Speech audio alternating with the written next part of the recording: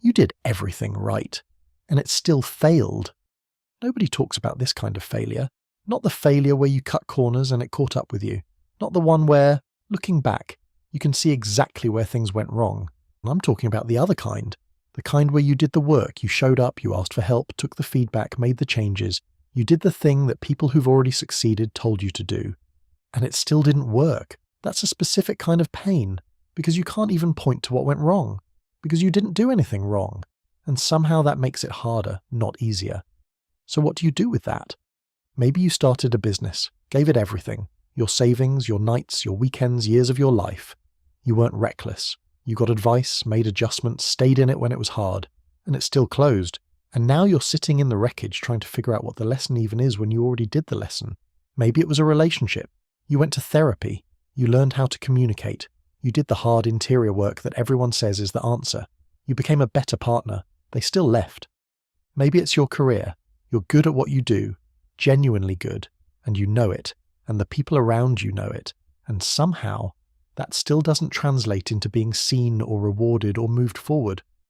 At some point in all of that, something shifts. A quiet, unsettling thought starts forming. Does any of this actually matter? We grow up believing in a kind of deal. You put in the work, you get the result. Effort in, reward out. It's in every story we're told, every piece of advice we receive. Work hard, be consistent, do the right thing. What nobody tells you is that the deal was never a guarantee. It was always just a tendency, a probability, a general direction with a lot of exceptions. And when you hit one of those exceptions, when you do everything right and the result still doesn't come, the deal feels broken, and you feel foolish for believing in it. That disillusionment is real. I'm not going to skip past it. It deserves to be named. But I also don't think it has to be the end of the story.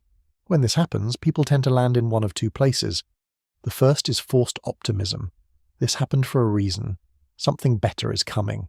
Trust the process. And look, I understand why we reach for that. It's comforting, but it's also a kind of dishonesty. It takes whatever happened and retrofits it with meaning it may not have had. Sometimes things just don't work, and pretending otherwise doesn't actually help you move forward. The second place people land is cynicism. Nothing is fair. Hard work is a story we tell people to keep them compliant. Success is just luck. And there's a grain of truth in there. Luck is real, timing matters, not everything is merit-based. But if you stay in that place, it takes everything with it. Why try? Why care? Why do anything with intention if none of it matters? Neither of these answers actually holds you. They both leave you more lost than before. There's a third way, and it starts with separating two things we've been taught to treat as the same thing: your effort and your outcome. We're taught to judge them together. If the outcome was good, the effort was worth it. If the outcome failed, the effort was wasted. That's the math we do automatically. But what if that math is wrong?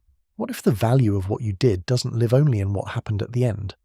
Think about the business that didn't make it. You learned how to build something from nothing. You learned what you're like under real pressure. You discovered things about yourself, good and hard, that you never could have learned any other way. That's not nothing. That's not a consolation prize. That's actually something you now carry with you into every room you'll ever walk into. Think about the relationship. If you genuinely showed up, if you became more honest, more open, more self-aware through it, that growth doesn't disappear when the relationship ends. You take it with you. Think about the career. Every skill you built is still yours. Every moment you chose integrity when it wasn't required, that shaped something in you. The outcome failed. The growth was still real. Those are two separate things, and conflating them means letting the outcome steal something it doesn't own. Here's the part I keep coming back to. Every decision you make is building a version of you, not in some abstract motivational poster way, literally. The way you respond to setbacks becomes the way you respond to setbacks. The way you treat effort when it goes unrewarded becomes your relationship with effort. Every time you cut a corner or give up or decide it doesn't matter because the outcome wasn't what you expected, you're reinforcing a pattern that follows you forward.